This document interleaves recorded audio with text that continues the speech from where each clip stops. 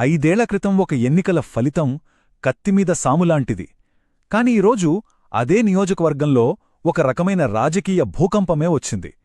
కేవలం 1600 ఓట్ల తేడాతో వచ్చిన గెలుపు ఏకంగా 24,000 ఓట్ల భారీ మెజారిటీగా ఎలా మారింది? పదండి, పర్చూర్ నియోజకవర్గంలో జరిగిన ఈ అద్భుతమైన మార్పు వెనుకున్న కథేంటో లోతుగా చూద్దాం. ఈ మార్పును పూర్తిగా అర్థం చేసుకోవాలంటే మనం ఒక 4 అడుగులు ముందుకు వెయ్యాలి. మొదటిది, అసలు పర్చూరులో గ్రౌండ్ రియాలిటీ ఏంటి? రెండవది, ఆ 2 ఎన్నికల నంబర్లు మనకేం చెప్తున్నాయి? మూడవది, ఇంత పెద్ద మార్పుకు దారితీసిన అసలు కారణాలేంటి? చివరిగా, ఈ ఒక్క నియోజకవర్గం ఫలితం మనకు నేర్పే పెద్ద పాఠమేంటి? ఏ ఎన్నికల కథ అయినా మొదలవాల్సింది ఆ నేలమించి, అక్కడి మనుషులనుంచే. అందుకే మనం కూడా ముందుగా పర్చూరు ప్రజలు, వాళ్ల జీవన విధానం, వాళ్ల సమస్యలేంటో అర్థం చేసుకుందాం. మనం మాట్లాడుకునేది ఏదో ఒక పట్టణ ప్రాంతం గురించి కాదు. ఇది 100% గ్రామీణ నియోజకవర్గం. అంటే పొగాకు, వరి పొలాలు, ఇక్కడ జీవితం మొత్తం మట్టితోనే పెనవేసుకునుంటుంది.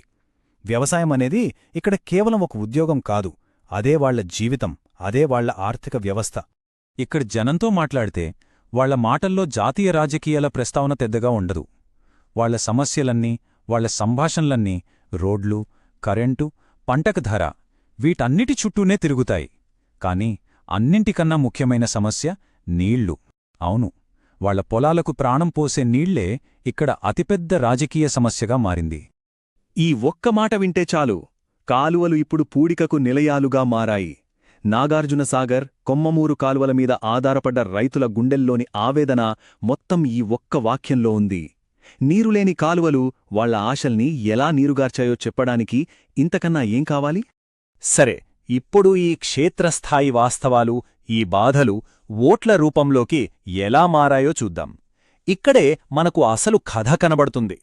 2019 అప్పటి ఎన్నికల ఫలితం కేవలం 1647 ఓట్ల తేడా. గెలిచిన టీడీపీ అభ్యర్థికి, ఓడిన అభ్యర్థికి మధ్య తేడా చాలా స్వల్పం. ఒక రకంగా చెప్పాలంటే నెక్ టు నెక్ ఫైట్ అన్నమాట. ఇక 2024కొస్తే అదే అభ్యర్థి, కాని గెలుపు మార్జిన్ చూడండి, ఏకంగా 24,013 ఓట్లు. ఇది చిన్న మార్పేం కాదు, ఇదొక పొలిటికల్ సునామీ లాంటిది. మరి ఇంతకీ ఏం జరిగింది? ఇక్కడ ఆశ్చర్యకరమైన విషయమేంటంటే, ఓటింగ్ శాతం పెద్దగా మారలేదు. అప్పుడు ఇప్పుడు కూడా దాదాపు 88% మందే ఓటేశారు. అంటే ఓటేసిన వాళ్లు మారలేదు, వాళ్లు ఓటేసిన విధానం మారింది. మరి ఎందుకు మారింది? ఈ నెంబర్లలో చూస్తే మనకు విషయం ఇంకా స్పష్టంగా అర్థమవుతోంది. టీడీపీ ఓట్ల శాతం దాదాపు 7% పెరిగింది. అదే సమయంలో వైఎస్సార్సీపీ ఓట్ల శాతం 4%కి పైగా తగ్గింది. దీని అర్థమేంటంటే, అధికార పార్టీ నుంచి దాదాపు 11 నుంచి 18% ఓట్లు ప్రతిపక్షానికి మల్లాయి. దీన్నే మనం ఓట్ స్వింగ్ అంటాం. ఇది చాలా పెద్ద స్వింగ్. సరే, ఇంత పెద్ద ఓట్ స్వింగ్కు కారణమైన ఆ శక్తులేంటి? ఈ ఫలితాన్ని విశ్లేషిస్తే మనకు ఒక 4 ముఖ్యమైన అంశాలు కనపడుతున్నాయి. మొదటిది, చేసిన పనికి, ఇచ్చే హామీకి మధ్య ఉన్న తేడా. గెలిచిన టీడీపీ అభ్యర్థి, ఇదిగో గతంలో నేను ఈ కాలువలు తవ్వించా, ఈ రోడ్లు వేయించా అని కళ్లకు కనపడే పనులు చూపించగలిగారు. మరోవైపు వైఎస్సార్సీపీ అభ్యర్థి కొత్తగా రావడం వల్ల గెలిపిస్తే చేస్తాను అని వాగ్దానాలు మాత్రమే చేయగలిగారు. కష్టాల్లో ఉన్న ఓటర్లకు ఎప్పుడూ కంటి ముందు కనిపించే పనే ఎక్కువ నమ్మకాన్నిస్తుంది కదా. ఇక రెండవది, స్థానిక సమస్యలను చాలా తెలివిగా ఆయుధంగా మార్చుకోవడం. గెలిచిన అభ్యర్థి మీ చివరి ఎకరా వరకు నీళ్ళిస్తా అని ఒక్క మాట అన్నారు. ఆ ఒక్క మాట ఆ ప్రాంత రైతులు ఎదుర్కొంటున్న అతిపెద్ద ఆందోళనకు నేరుగా కనెక్ట్ అయింది. మూడోది, చాలా కీలకమైన పాయింట్. దీన్ని మనం సంక్షేమ అనుసంధాన లోపం అనొచ్చు. అంటే రాష్ట్ర ప్రభుత్వం ఎన్నో పథకాల కింద జనం అకౌంట్లలో నేరుగా డబ్బులు వేసింది. కాని ఆ డబ్బులు ఓట్లుగా మారలేదు. ఎందుకంటే వాళ్ల కళ్ల ముందు ఏళ్ల తరబడి పూడికతో నిండిన కాలువ కనిపిస్తుంటే అకౌంట్లో పడ్డ డబ్బుకన్నా ఆ కాల్వ సమస్య వాళ్లకు పెద్దదిగా అనిపించింది. ఆ సంక్షేమం వాళ్ల జీవితానికి నేరుగా సంబంధం ఉన్నట్టుగా వాళ్లు ఫీల్ అవ్వలేదు. ఇక ఆఖరిది, సింపుల్గా చెప్పాలంటే గ్రౌండ్ వర్క్. ఒకవైపు మొదట్నుంచి పక్కా ప్లానింగ్తో బూత్ స్థాయిలో చాలా చురుగ్గా పనిచేసిన టీముంది. మరోవైపు కాస్త ఆలస్యంగా, అంత వ్యవస్థీకృతంగా లేని ప్రచారం ఉంది. ఫలితం స్పష్టంగా కనపడింది.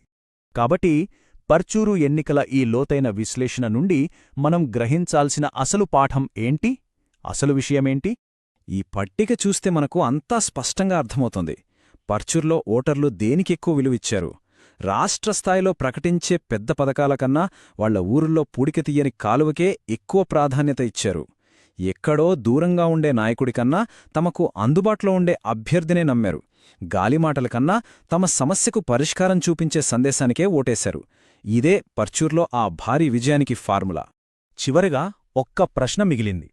కొన్ని వందల కోట్ల రూపాయల సంక్షేమ పథకం కన్నా పూడికతో మూసుకుపోయిన ఒక కాలువ సమస్య అంత ముఖ్యమా? పర్చూరు ప్రజలు మాత్రం అవును, మాకిదే ముఖ్యం అని చాలా గట్టిగా తీర్పునిచ్చారు. బహుశా రాజకీయాల్లో అసలైన శక్తి అంటే ప్రజలు ప్రతిరోజూ తమ కళ్లతో చూసే సమస్యను తీర్చడమేనేమో.